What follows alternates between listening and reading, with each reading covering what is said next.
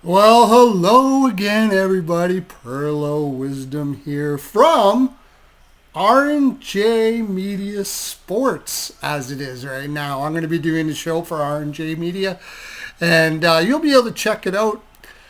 I'll tell you how many times a week. It's going to be at least 2 times a week in the evenings. I'll be doing a show all sports, and today I'm going to be looking at the Carolina Hurricanes. Carolina Hurricanes and their season preview. I just did the San Jose Sharks. I'm going to be try to get to all the teams here as we ramp up for the new hockey season. Got a lot of followers who enjoy the Carolina Hurricanes, actually. They've got a great fan group there. Pretty excited about the Ehlers ad this year. And we're going to look at how they could probably do in the regular season, how the Ehlers ad is gonna look to them. We're gonna look at their roster, some challenges they might have or not have this year, and maybe predict whether they can actually get past the second round. All right, so let's look at the Carolina Hurricanes. I'm checking this out. I'm doing this on, of course, Puckpedia. I've looked at all the analytics for each player. Couple surprises, actually, as we get into the roster. Burns is gone. We're going to talk about Miller and all of that stuff. Let's go. Okay, so we're going to start off with, everybody in Carolina land that I have talked to, all the people on Twitter, and you can catch me on Twitter at Pearlo's NHL POW, where you can get all my content, especially my betting content. You really want to be checking that out. We absolutely crushed last year. But we go to Puckpedia and we have Ehlers. That could be like the new line. Elosis. I combined Aho and Ehlers together. Elosis. Anyways, Ehlers on the top line with Aho and Jarvis. I think we might be seeing this to start the year, but I don't think it stays this way. And Carolina Hurricanes fans have been really upset with me for saying this. And I'm going to tell you why as I go through here. But let's first look at Nikolai Ehlers, okay? He came over to Carolina. There was 2 big reasons from what I read. And if you think otherwise, let me know. First of all, he was stuck beside Kyle Connor there in Winnipeg, or behind, I should say, Kyle Connor there in Winnipeg. And he wanted his top line left winger money. And I don't blame him. I wouldn't say he got elite top line left winger money, and he shouldn't have, because he's not really that. In Winnipeg, Ehlers he played on the second line. He played really well with centers that weren't really that great. And that's the reason why they like to put him there. Not to mention that Kyle Connor is just more of an offensive player. But he played against weaker competition quite a bit. He was probably he played against above average competition. I'm looking at this at JFresh Analytics. JFresh Analytics is the best there. I said it. And no, I'm not. JFresh does not sponsor me, but I use this service because it's really worked well for me in handicapping. But he got more like second to third line minutes. And his allocation was more of as a third liner than he was a second liner. However, he was fantastic in that role. His play driving was excellent, like borderline elite for a second, third liner. Defensively, he slipped last year, but he's usually somewhere around 50%. He's about average.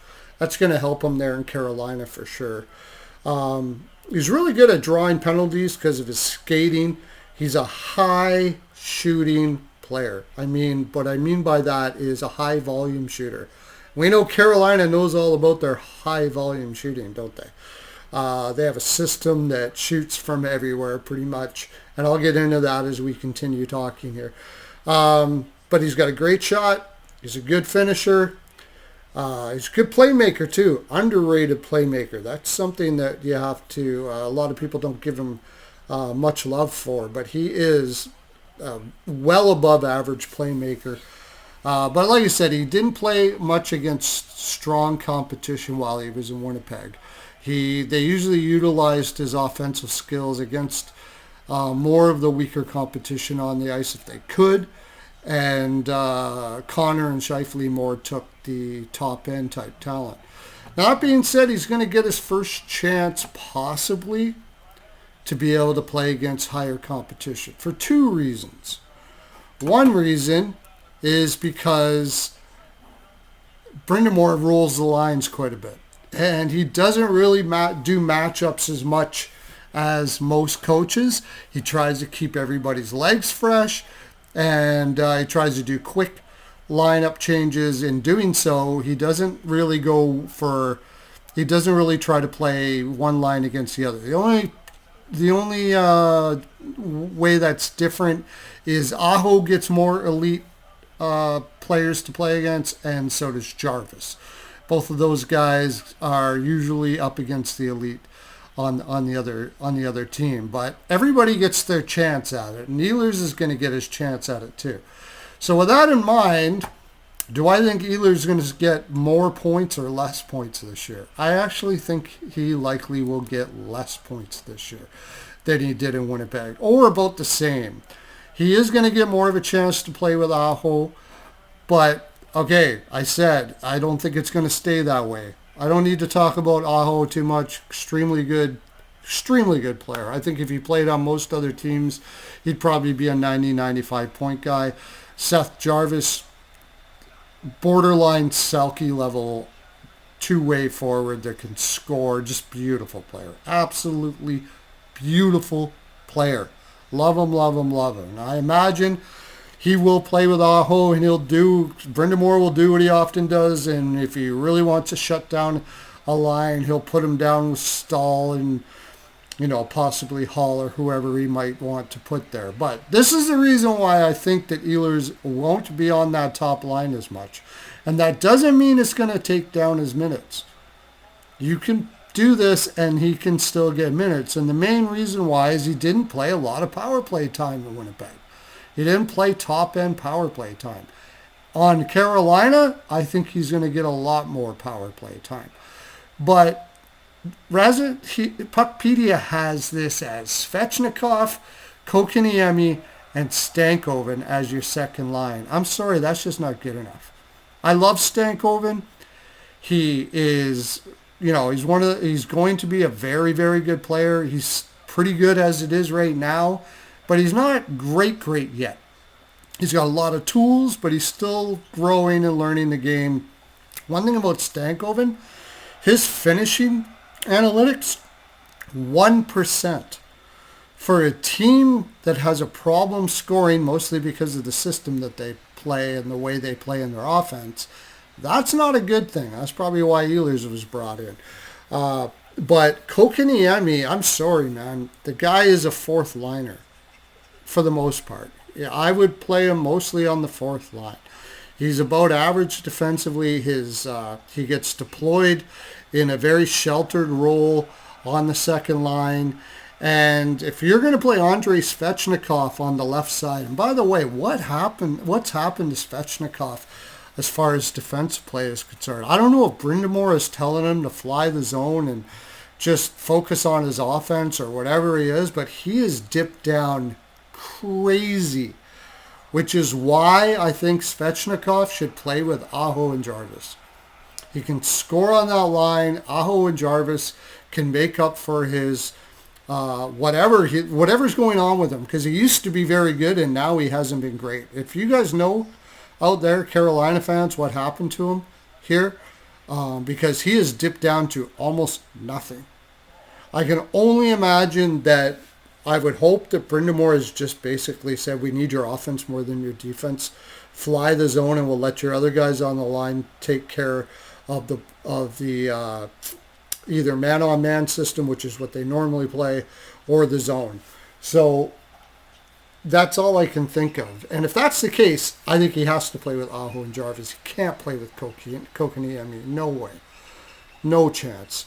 Stankoven is still, he's going to be a very good defensive player, but he's got a lot of room to grow in a lot of ways, and I just don't think it's a good idea to be putting him on a line like this.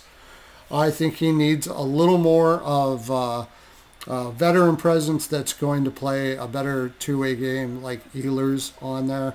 If not, I would put Svechnikov here and Jarvis with Kotkaniemi, but they need people to play with Kotkaniemi. Kotkaniemi is a type of center that really got to simplify his game. Go to the net. It's almost like he's a winger playing center.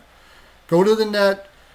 Don't go around too much in the offensive zone. Keep it simple. Let your wingers get you the puck. Create havoc in front of the net as much as you can.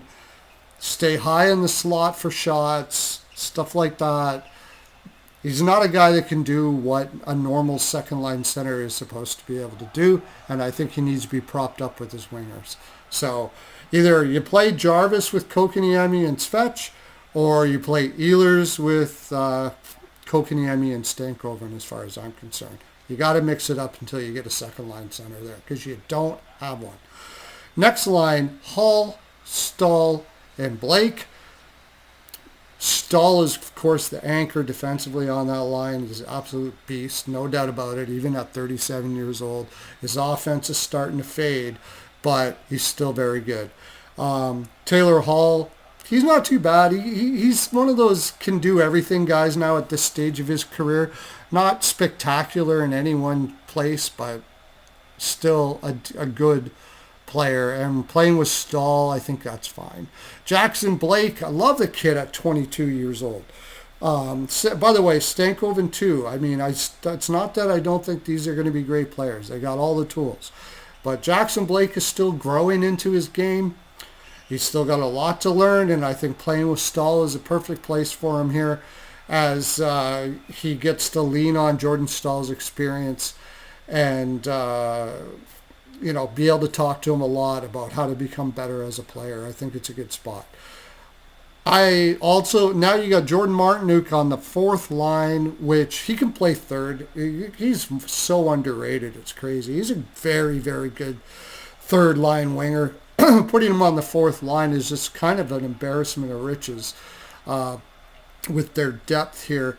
And Jankowski, he's a fantastic fourth line player against lesser competition and not giving a lot of minutes. Eric Robinson, he just adds some size, hits and stuff like that. He actually drives play not too bad, so that's a good fourth line. I like it. So what does that mean for that forward group? It means a lot of the same from what I think. I think they're going to win the Metro like usual. The question is, are they going to get over the hump? Well, let's look at their defense. Jacob Slavin, okay, I love Jacob Slavin, but the talk about him being like a top 5 defenseman, he's not.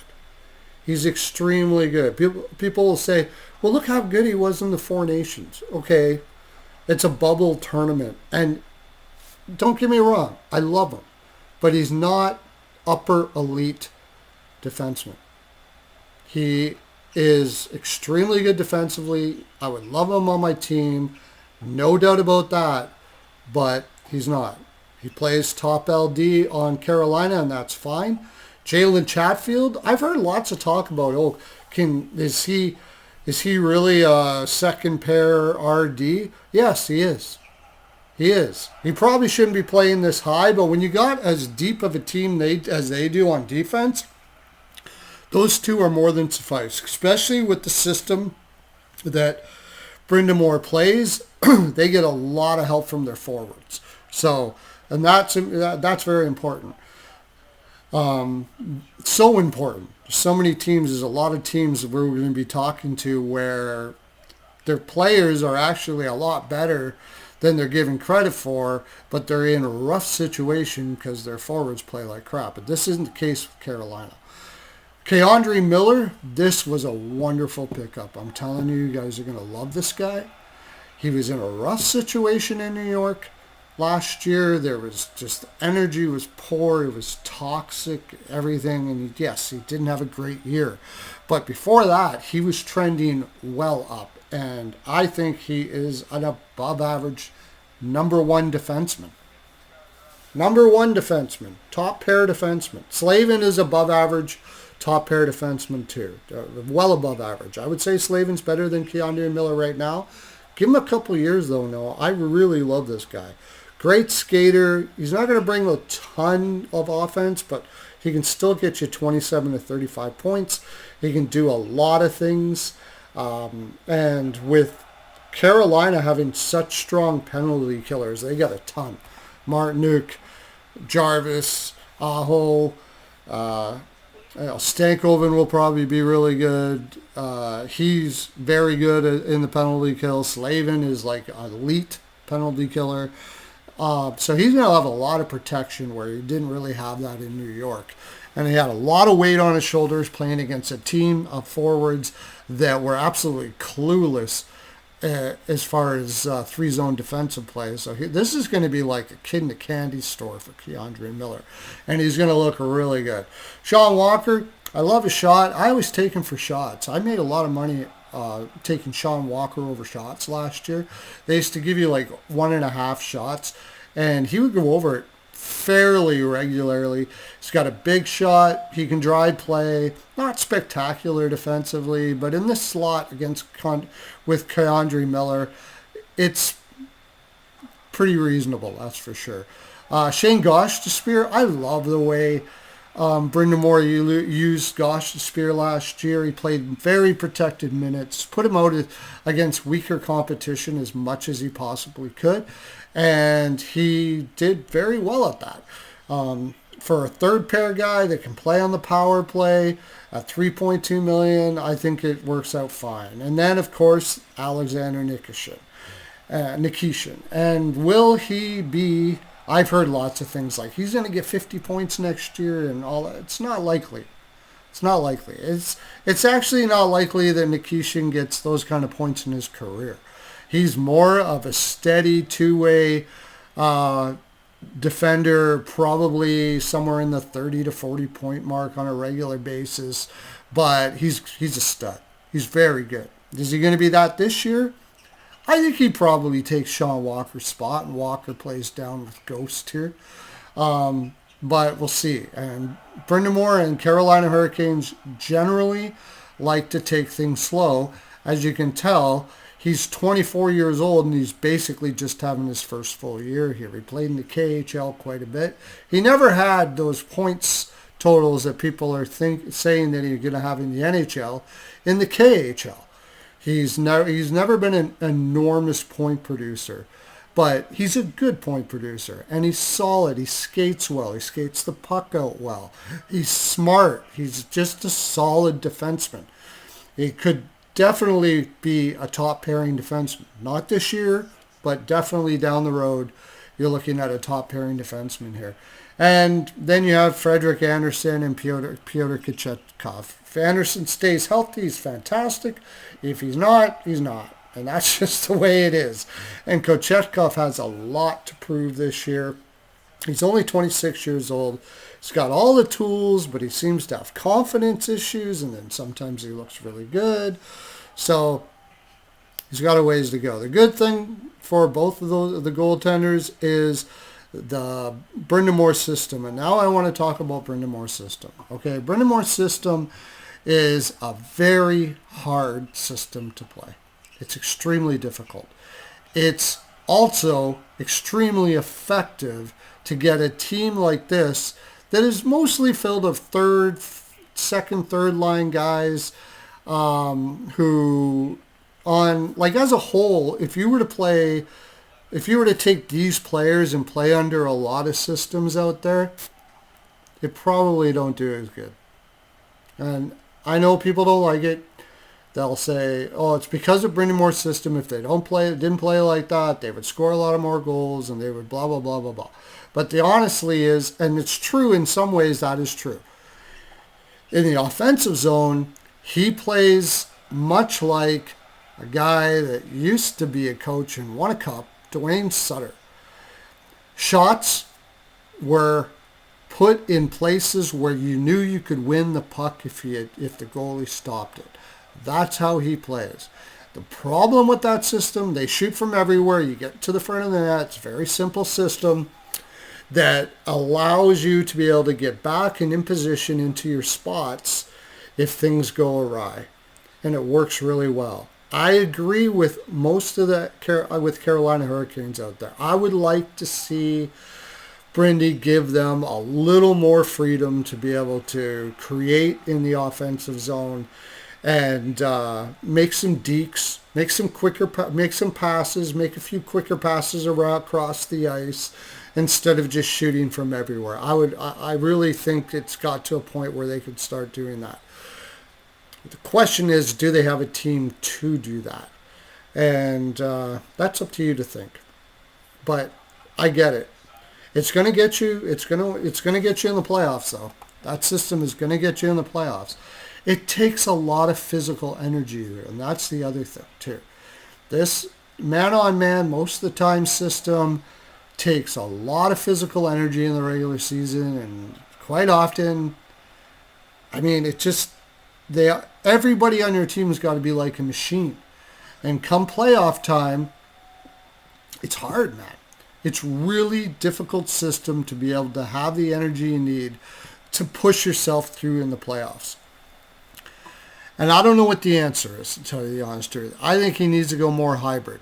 I think he needs to learn to do more zone stuff. You look at Florida Panthers, they play this man-on-man at times, but they also play zone a lot of the time, especially in the regular season. They actually play a very perimeter game, and in a lot of games when they know they can out-offense somebody, they'll just play a ball like an offensive game where they just don't engage too much, don't be too physical, and I think Carolina should do that. Question is, do they have the players to do that? Florida does. Carolina, I'm not so sure. And I'm sure Carolina fans will say, we do. But you're fans. Everybody thinks their players are usually better than, most fans think their players are better than they are. I'm not so sure about that. I think Brindy's system is basically getting them in the playoffs, and unfortunately is also pooching them out in the playoffs, and I think the same thing's going to happen. Second round and out. I'm sorry, guys. I don't see it any different, especially if something happens with this goaltending. So, tell me what you think down there in the comment section. I know I'm going to get some hate for this from Carolina fans.